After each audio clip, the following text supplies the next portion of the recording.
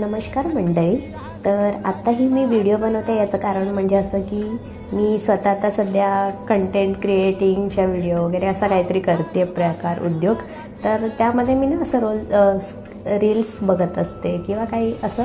तर त्यावेळेस बघता बघता मला असं आलं किंवा असे खूप लोक बोलतात पण की ज्याने गरिबीत दिवस काढलेत, जो गरिबीतून मोठा झालेला आहे, त्याला तोच व्यक्ती शून्यातून विश्व निर्माण करू शकतो किंवा तोच व्यक्ती म्हणजे यशाच्या मार्गाकडे जाण्यासाठी खूप सारे कष्ट करू शकतो.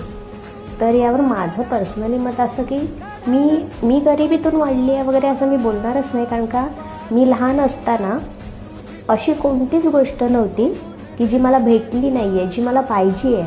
पण मला कुठेतरी मनात असं वाटलं नाही, आपल्याला हे पॉसिबल नाही, का आपल्याला हे मिळू शकत नाही, असं कोणतंच नाही आहे. कोणतीच गोष्ट नव्हती आत्तापर्यंत जी माझ्या मम्मी पप्पांनी मला सगळ्या गोष्टी पुरवल्या. सगळ्या म्हणजे अख्ख्या तालुक्यामध्ये आमच्या सगळ्यात हायफाय शाळा म्हणून ओळखली जाणारी सर्वात महागडी शाळा, असं त्या शाळेचं एक महत्त्व ते नावाने गाजलेली होती. सेंट मेरी कॉन्व्हेंट स्कूलमधून मला शिकवली त्यावेळेस.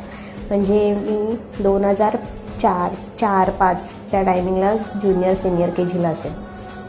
तर त्यावेळेस सगळ्यात महागडी कॉन्व्हेंट स्कूल अख्ख्या तालुक्यामध्ये. आणि त्यावेळेस माझे वडील पंचायतमध्ये शिपाई म्हणून काम करायचे आणि त्याचबरोबर एक 2-3 म्हशी, गाई म्हशी आमच्या होत्या. त्याचा दूध काढून तो व्यवसाय, दूध पोचवायला गावामध्ये वगैरे. आणि त्या पैशातून आमच्या घरामध्ये अशी फक्त 5-10 रुपयाची चिल्लर असायची. आणि म्हणजे बोलायचा उद्देश हे की ह्या अशा परिस्थितीमध्ये त्यावेळेस आईवडिलांची गरिबीची परिस्थिती होती. त्या परिस्थितीत मला कॉन्व्हेंट्समध्ये त्यांनी शिकवलं होतं.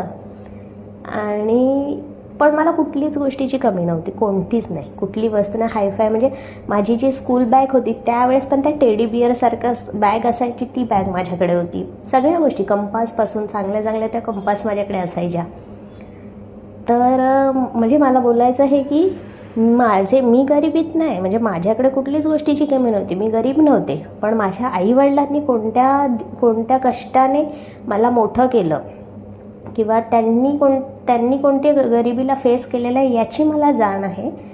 त्यामुळे आत्ता मी जो काय हा खटाटोप करते आहे, म्हणजे एकंदरीत सगळंच हा आता जे मी बिझनेसमध्ये मला असं वाटतं की मला नोकरी नाही करायची आहे. माझ्या पप्पांना बिझनेस आवडतो, त्याचप्रमाणे माझ्या पण मनात एक असतं की बिझनेस करायचा भाई. तर त्यामुळे माझं असं चाललं आहे सगळं. आणि दुसरी गोष्ट म्हणजे म्हणून मी सगळं करते आहे कारण का मला या सगळ्यातून त्यांनी मला आत्तापर्यंत बॅचलर्स डिग्री देईपर्यंत जे काय कष्ट केलेत, मेहनत केली आहे, तर त्याचं मला